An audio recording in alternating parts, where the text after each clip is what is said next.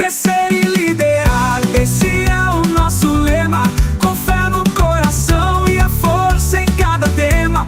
Fernanda na voz, ensinando a lutar. Na vida a meta é sempre melhorar. Você está ouvindo o podcast sobre liderança, produzido em parceria com a Universidade Federal Fluminense. Fala, líder! Eu sou Fernanda Gonçalves, administradora, pós-graduada em Recursos Humanos, treinadora comportamental pelo IFT. Crescer e liderar, esse é o nosso lema. Com fé no coração e a força em cada tema. Fernanda na voz, ensinando a lutar. Te convido a acessar o meu site, fernandagonçalves.com, sem o cedilha, meu Instagram, eu.fernandagonçalves, também sem o cedilha, e a maratonar todos os episódios deste podcast. E no episódio de hoje falaremos sobre Desconstruindo Manda Quem Pode. Seja perseverante, pois o sucesso nasce na mente, no agir. Com esforço conjunto você vai conseguir. Seja muito bem-vinda, muito bem-vindo a mais esse episódio do nosso podcast sobre liderança. Já pega a sua xícara de café ou de chá, a sua garrafa de água, quem sabe a sua taça de vinho, para a gente poder bater esse dedo de prosa, né? Porque se você tem a minha idade ou tem um pouco mais de experiência do que eu, você já ouviu muito essa frase, né? Manda quem pode. Porque a liderança de controle, ela não retém os talentos. E a gente ouviu muito na nossa geração, na geração dos nossos pais. Na minha empresa é assim, manda quem pode, obedece quem tem juízo, né? Quem nunca ouviu? E ainda assim, mesmo que de brincadeira, a gente muitas vezes replica essa frase aqui. E esse podcast é para a gente refletir bastante sobre o que essa frase traz para a gente, né? Esse mantra que ainda existe dentro das corporações. É uma pena, mas ainda existe. E aí, gente, vamos pensar assim, o trono do chefe. Aposto que você já ouviu ou até já pensou a frase, aqui é assim, manda quem pode, obedece quem tem juízo. Ela evoca a imagem de um chefe sentado num trono, dando ordens, controlando cada passo da equipe. Por muito tempo, essa foi a imagem do poder, da autoridade. Mas hoje, inclusive estou gravando num sábado chuvoso, eu quero te convidar a refletir. Esse trono ainda existe? E mais importante, quem quer trabalhar para alguém que senta nele? Hoje vamos falar sobre por que a liderança baseada no controle está com os dias contados e como a confiança se tornou a nova moeda do sucesso. A gente precisa olhar, né, para essa ilusão do controle. O modelo de controle que traz esse comando, né, como se fosse um comando e controle, é sedutor para quem está no poder e para quem tem o ego inflado, né, pelo amor de Deus. Ele dá uma falsa sensação de segurança. Se eu microgerenciar tudo, nada vai sair errado. Se a equipe só fizer o que eu mando, não teremos surpresas. É a liderança que opera pelo medo, o medo de errar, o medo de perder o controle, o medo de parecer incompetente. Fazendo sentido, gente? O problema é que esse controle, ele é uma ilusão e o preço dele é altíssimo. Um ambiente controlado gera uma equipe extremamente reativa, que não pensa, não inova e não se sente dona do próprio trabalho. As pessoas param de trazer soluções e passam a esperar ordens, como se fossem robôs. E no mundo de hoje, com as novas gerações buscando propósito, autonomia, um líder controlador não cria seguidores. Ele cria reféns que vão escapar na primeira oportunidade. E no nosso caso aqui, vai ser um pedido de demissão. Então a gente precisa estimular a confiança e a autonomia. Se o controle é a moeda do século passado, a confiança é a do século XXI. Confiar não é um ato de fé cega, é um ato de liderança estratégica. Como sair do modo controlador e se tornar um distribuidor de confiança? Já pensou sobre isso? Eu já falei em outros episódios sobre a importância da confiança. E a confiança, gente, ela não é só para ser falada, né? Você precisa ser exemplo dessa confiança que você fala. E aqui eu vou trazer alguns pontos sobre confiança para trazer mais luz para o nosso tema. Delegue o que, não o como. O controlador diz: quero que você faça a tarefa X, seguindo os passos A, B e C. O líder que confia diz: nosso objetivo é X. Como você acredita que podemos chegar lá? Ao dar autonomia sobre o como, você não apenas alivia sua carga, mas convida a criatividade e o senso de dono da sua equipe. E claro, se essa pessoa, se esse colaborador seu, né, não tiver a ideia de como chegar lá, você vai ajudá-lo, contribuindo com a sua expertise. Depois tem o substitua a fiscalização pela conversa. Em vez de pedir relatórios diários de status, que é uma forma de você fiscalizar, né, o serviço dos seus colaboradores, crie rituais de conversa. Uma reunião rápida de 15 minutos. Pode ser aquela reunião que todo mundo fica em pé, porque aí se você senta, né, um assunto vai trazendo o outro e aí a reunião nunca termina. Então pode ser uma reunião rápida de 15 minutos, todo mundo em pé, no início do dia para alinhar prioridades e perguntar: onde você precisa da minha ajuda? Isso é muito eficaz, gente, isso funciona muito. A fiscalização, ela gera medo. A conversa, ela traz parceria. Olha que interessante, né? A gente falar sobre delegar o quê, deixar o colaborador resolver o como, e depois vem substituir a fiscalização pela conversa. Tá fazendo sentido isso para você? Se até agora esse conteúdo fez sentido para você, eu quero te fazer 2 pedidos. O primeiro é: você encaminha já esse podcast para alguém que você lembrou enquanto eu estou falando, porque eu sei que você lembrou de alguém. Manda para essa pessoa, você não lembrou dessa pessoa por acaso. E o segundo, se na plataforma que você me ouve, você pode avaliar o podcast, por favor, faça a sua avaliação, contribua para que esse podcast chegue a mais pessoas.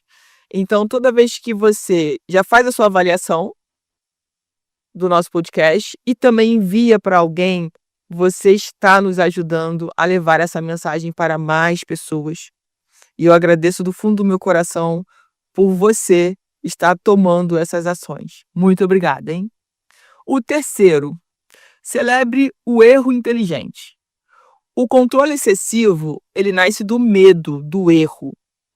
Para construir confiança, você precisa criar um ambiente onde o erro é visto como aprendizado.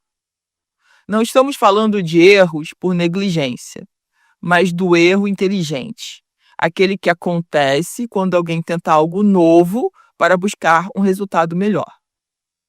Vale também colocar aqui, gente, aquele erro da pessoa que está aprendendo o trabalho. E eu quero abrir aqui um parênteses para a gente falar sobre isso, né?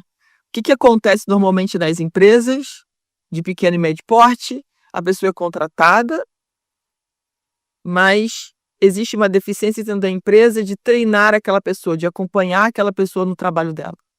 E aí, quando ela comete os erros, a empresa simplesmente acredita que a demissão é a melhor forma de resolver, né? Muitas vezes o líder também pensa assim. Mas aí eu te pergunto, líder, quando acontece uma situação dessa, você para conversar com essa pessoa, olho a olho, para fazer uma avaliação, porque a gente precisa ouvir o outro lado, né? É muito ruim quando a empresa toma uma decisão unilateral, que é o caso de, para mim não está servindo, então vou dispensar. E não tem, em nenhum momento, uma avaliação, uma conversa, como o outro lado está se sentindo, o que que falta para o colaborador desempenhar melhor as funções dele. E aí muitas vezes esse líder fala: "Ah, mas eu avisei que não ia ter treinamento, por isso que eu contratei já com alguma experiência".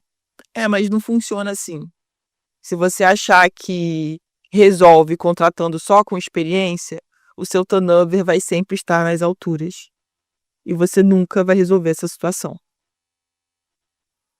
Então, a gente precisa, aprender a olhar, né, com humildade para os processos que a gente precisa acertar, e não só colocar a responsabilidade no outro, tá?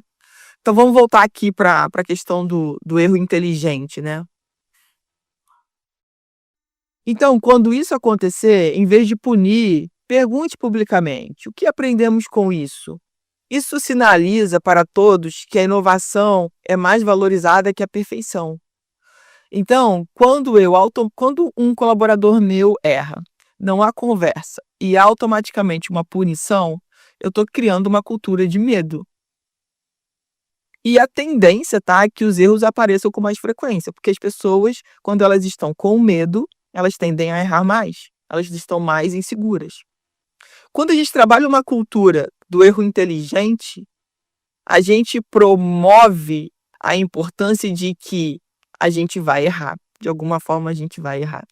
Mas como a gente acerta isso? Como a gente não comete mais esse mesmo erro? Isso é muito bonito na fala, mas eu gostaria muito de ver mais isso na prática.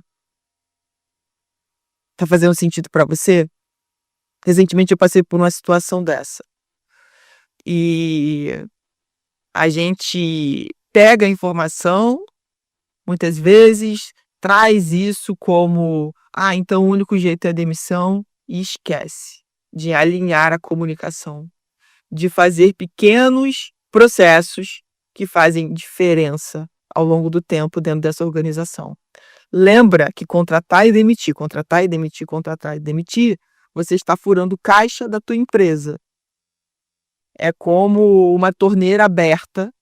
Aberta não, vamos colocar aquela torneira que está com um pequeno defeito e ela está pingando. Todo segundo é uma gota de água desperdiçada. É isso que a gente faz com caixa da nossa empresa quando a gente contrata e demite, contrata e demite, contrata e demite. Cadê o nosso processo de treinar, de acompanhar, de dar feedback? Então, que a gente possa levar, esse assunto na prática, que ele aconteça na prática, que ele pare de ser só algo que é falado, mas que não é praticado, tá? Vamos praticar o exemplo disso. E a gente começa praticando o exemplo disso conosco, porque quantas vezes a gente auto se cobra, a gente acha um absurdo a gente ter errado aquilo, ou a gente não saber sobre aquele assunto, sabe? Então começa por nós líderes. Se eu pego mais leve comigo, consequentemente eu pegarei mais leve com as pessoas que estão à minha volta. E vamos nós para o nosso minuto do dilema. E agora, o nosso dilema. Você tem um projeto crucial para entregar. A pessoa mais qualificada para a tarefa é você. No entanto, você tem um analista júnior na equipe, o Lucas, que precisa se desenvolver. Delegar para o Lucas significa que o projeto pode não sair perfeito e vai exigir mais do seu tempo para orientar. O que você faz, líder? Letra A. Você faz o projeto sozinho para garantir a máxima qualidade e velocidade, pensando, desta vez não dá para arriscar. Letra B. Você delega o projeto para o Lucas, aceitando o risco de um resultado não perfeito e o investimento do seu tempo, pensando no desenvolvimento dele a longo prazo. Só temos A ou B, tá? Então, me diz aí, manda para o nosso WhatsApp, DDD 22 99 222 1003, coloca o número do episódio e me fala letra A ou letra B, e você pode sim contextualizar a sua resposta. Eu vou ficar muito feliz de recebê-la, de poder responder para você. A gente fica com a eficiência imediata ou o desenvolvimento futuro? Manda sua resposta pra gente, quero muito saber. Líderes, a verdade de hoje é que liderar não é só sobre o quão forte você consegue segurar as rédeas, mas sobre o quão confiante você se sente para soltá-las. O poder do líder moderno não vem do trono, mas da mesa redonda onde ele senta com a sua equipe. Crescer e liderar, esse é o nosso lema. Com fé no coração e a força em cada tema. Você ouviu mais um episódio do nosso podcast sobre Desconstruindo Manda Quem Pode, da Universidade Federal Fluminense. Caso deseje enviar alguma mensagem, envie para o nosso WhatsApp DDD 22 99 222 1003, colocando no assunto meu nome. Para mais informações sobre os nossos projetos, acesse fernandagonçalves.com. Pois o sucesso nasce na mente, no agir, com esforço conjunto.